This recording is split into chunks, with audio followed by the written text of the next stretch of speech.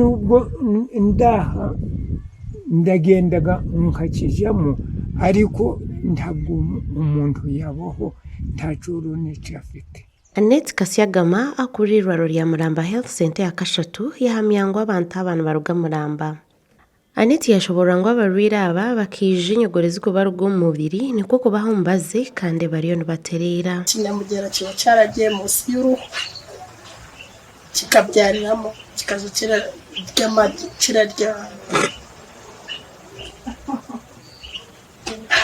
kirarya k'umubiri cyagiye munsi y'umubiri wawe then hashira iminsi cyakinyamugera kikaza nk'igishute. Annette nahabura abantu bona kuribuka ngo bagore imyenda kandi barekeraho kwanika imyenda ahansi. Cyane hanze bakamanza babigorora ari amagi agapfa ukabyambara ubigoroye. Abatabishoboye kuguma baranika nko ku migozi atari kubizuza byatsi no kubutaka.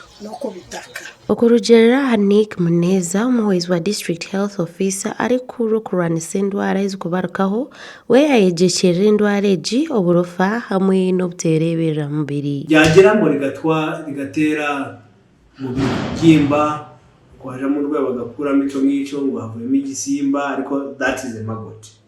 I mean like a larva, not a maggot. Larva abavuyemo kiriya gisazi. Icyo gituma rero tubabwira ngo ni itegeko kugira umugozi wo kwanika. Yahabara abatura kurekeraho kwanika hansi kugira ngo bashimerere kwanika hamushana mwinji bamara kuzya. Arega nibyo kwirinda kurwara.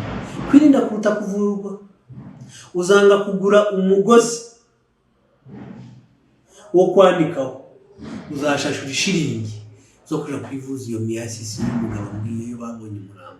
Inshonga z'obuyonjo zikiri ikizibu. Nick Muneza uri umuyobozi wa District Health Officer we nagira ngo butagira kabuyonjo kiretira abatura kurwara indwara ezo kwehara na mnonga umunjura. Yabona niba ugiye gushaka urugo, gushaka umugore, urukubaka inzu, banza wubaka icyororo kugira ngo twe kugira ibyo dupfa. Banza wubaka icyorone kugira ngo numara kugaburira abiwawe uwo mugeni wazanye ndetse Imana izaguha n'umwana numara kurya. Iyo tumaze kurya tuza no kwitegura. Muneza nagira ngo batire umuranga kuraba mu nkiko mu kutambura burika konka ab'inshonga z'obutegeki tubarebera umuramugu nko gumugasho. Ikintu kibi kuko nta politician wayobora abantu barwaye, wayobora abapfuye, tuyobora abantu bazima. Parabyumva yuko bavuga ngo abisuku twohereje ngo bakura ishiringi bakagira bate, ariko ndibaza wisuku mu muntu mugombora ryose aje mu rugo iwanyu yakwiba abantu bageze mucu. Muneza nashobora ngo abantu abinika buyonjo n'ebicweka kirana mukaga kandi 14 tibinika buyonjo ekicyumba gizo buhereza. Twasanze 86% yamaze ateka ari bafite ibyororo. Bivuga ngo 14% y'amagwateka ntabwo bafite ibyororo. Ahabwa makamenji ubworo hamwe no kugira ngo kisoro nensi yenshuzi nekizibukombeka kabuyonjo. David Bahamwa wo myaka 15 kurwo mu cyaro cya Kanyeka yagira ngo kabuyonjo yeye kashishwe injura bwene yashobora ngo nibejunise zo mutawoni. Tushobora kutuma he anata chubaka si Yesko nduru nitumye iyo nitumaga none wabande kwitumye. Uyu witumaga mu gitondo witumye he? Witumiye iyo nsanze ku mabara. Ondijo yagira ngo ari inzira mutabano wewe wa Kampala kusindika sente zo kuhombeka ensya.